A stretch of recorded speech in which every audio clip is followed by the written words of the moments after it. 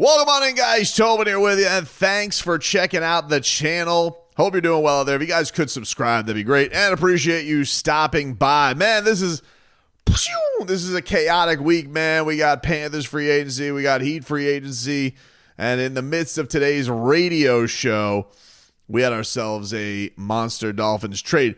It was not a surprising trade in the bites that we, at first, because the way that it was going on air, I don't know how everybody else, experienced this, but I was on the air today, Tobin and Leroy, weekdays 10 a.m. to 2 p.m. on WQAM, and we get the first tweet, and it's, the first person I saw tweet it was Schefter, but I guess he broke the news himself, and that was Schefter breaking the news that Jalen Ramsey had been traded to the Pittsburgh Steelers. And I'm guessing that's why the news came out that it did, because Jalen Ramsey's like, I break my own news. I was like, whoa, all right. But I think if everybody would have had like 20 more minutes, we would have had like all the details on all the blogs. But it was a cool thing to experience. It was going on. To no one's surprise, Jalen Ramsey was traded, and I don't think much of a surprise that he was traded to the Steelers. There was a lot of that buzz. It felt like over the last probably couple of weeks that was the team. He was following a bunch of Steelers on social media, so there was some Steelers smoke that was going on there. Subsequently, there was also, about a month ago, a lot of Jonnu Smith returning to the Steelers buzz. In fact, that was the first time we had heard that the Dolphins had trade discussions with the Miami Dolphins. The Miami Dolphins had trade discussions with the Pittsburgh Steelers about Jonnu Smith to go return with his former coach, Arthur Smith, in that offense that now officially has Aaron Rodgers. They didn't even have officially had Aaron Rodgers the last time these rumors had surfaced. But the way that the entire deal was unfolding, it was like Adam Schefter tweets Jalen Ramsey. It's like, oh, okay, he's traded to the Steelers. And then, to me, the most shocking part of the deal was the Miami Dolphins are getting back Minka Fitzpatrick, their former first-round pick, Chris Greer, maybe the best player that he's ever selected in the first round, a man who drew the ire of plenty of Dolphin fans because he didn't want to be part of the tanking Dolphins, got embarrassed early on in his Dolphins tenure, a good rookie year, a second year where it was just like looking like it was all going to hell in a handbasket, and then, dude, he's like, I am out of here. Can you get me off of this friggin' team? And so Minka Fitzpatrick is traded back to the Miami Dolphins, and you're like, what the hell is happening? And then Schefter like leaves it off like, and another trade. But as this is happening, I'm like doing the radio show, and I'm like, you could go back and watch it. I guess I'm learning. And he's like, and another trade. I'm like, well, what? And then we find out that Jonnu Smith is also in the deal and that he's going to the Steelers. He's getting a $12 million bump to his pay. So he's getting the money that, he so rightfully deserved, but the Dolphins were not going to pay. And all of a sudden, this situation with the Steelers and two Dolphins players are gone, but they just basically took probably the heart and soul of their defense, flourished a three-time first-team All-Pro, five-time Pro Bowler, a career, a one-time interception leader.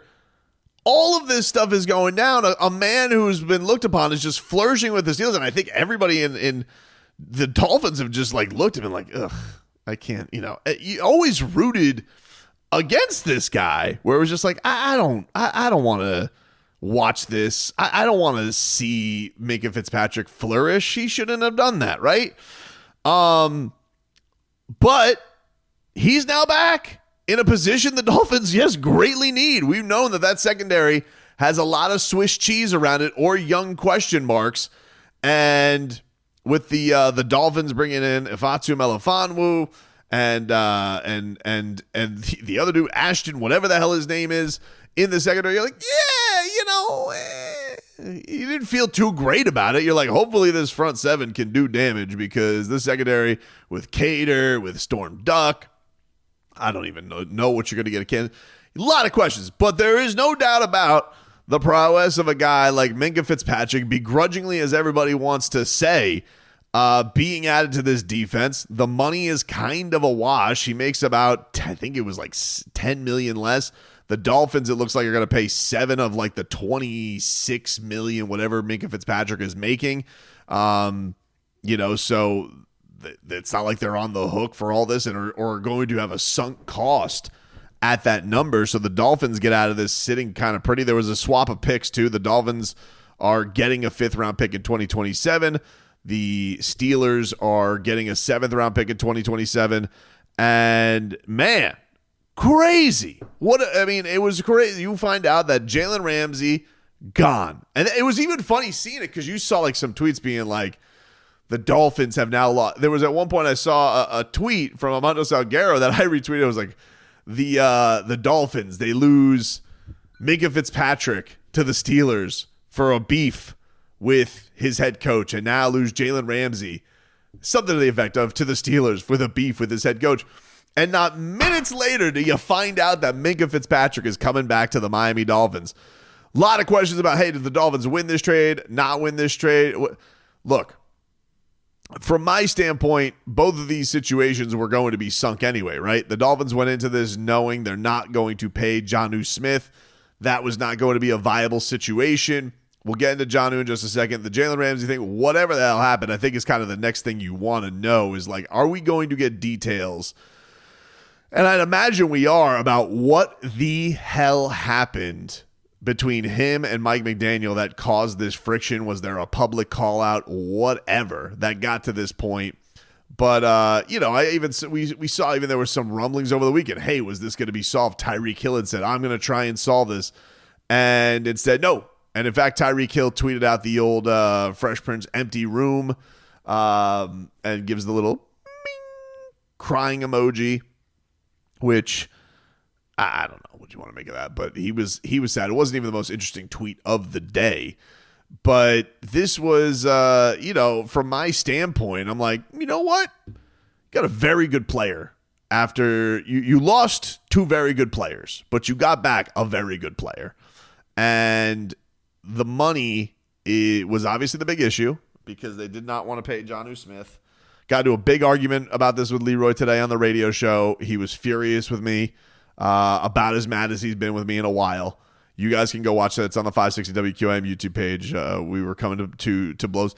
And all of Leroy's sound, my whole point with him is all of his points are sound about how important Jonnu Smith was and why it was supposed to be the next evolution of the Dolphins' offense. But, the point remained, it was the worst. Whatever the evolution was, it was the worst Dolphins offense it had been in the Mike McDaniel era. And they have chosen where they invested their money on that offense, and it is on the outside of those 2 receivers. Now, is Tyreek Hill here for the long time? So would it have been better to try and dump Tyreek Hill and find a short-term answer for Jonnu Smith? Hey, I get you, but I just think Tyreek Hill is so toxic right now, and they're trying to refurbish that relationship. That's one that they're trying to fix. The Jalen Ramsey one, the damage was done. It was not going to get done. So from my standpoint, I just think that the Dolphins have chosen the guys they're going to pay a lot from. They're going to hope that they get a lot more from Malik Washington, from Nick Westbrook-Akine, that they're going to get more there. And then the word is that they're trying to be in the tight end market to get somebody. Because right now you got Julian Hill, who's got the hands of a rhinoceros. Tanner Connor is a camp wonder we always hear about. They got Pharaoh Brown. But, like, who is it going to be? Like, do they make a play for Kyle Pitts? Mark Andrews' time may be being done in Baltimore. Some talk about Michael Mayer from the Raiders, who wants to hit Mike McDaniel right in the junk. Now that they got Brock Bowers there, they got kind of their established guy. So we'll end up, I'm sure seeing where that follow-up path is. But getting back Minka Fitzpatrick for the situation the Dolphins were in, and you talk about like adding just a dog and attitude, and like none of this the Dolphin fan wanted to give him credit for because they were furious that at one point he was Stinka Fitzpatrick. Do I have tweets that say that? Not anymore. But this guy legitimately was like, him and TJ Watt faced the of the Steelers defense for like the last 6 years. So I don't know, man.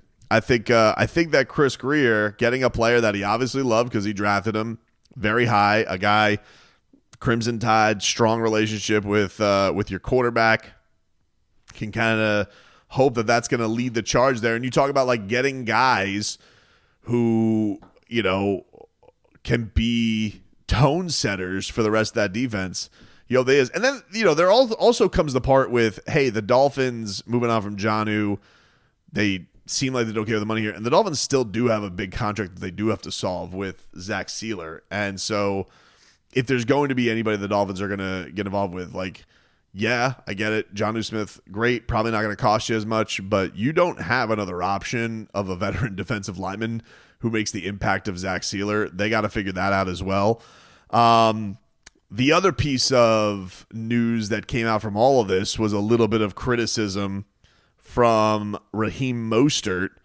And Raheem Mostert, he comes out and hold on, I'm getting a tweet here. Oh my God. We got radio shenanigans in the we got radio shenanigans in the pocket in the holster for later. Anyway, the other news that came out of this was a tweet from Raheem Mostert, who said in the reaction to all of this, and Raheem Mostert now on the Raiders, he tweets, hot take, be a Pro Bowler on the Dolphins and get treated like shit. Happy for my guys, though. Go ball out. So Raheem Mostert, who I think at one point you'd look and say, hey, he was one of the captains of the team.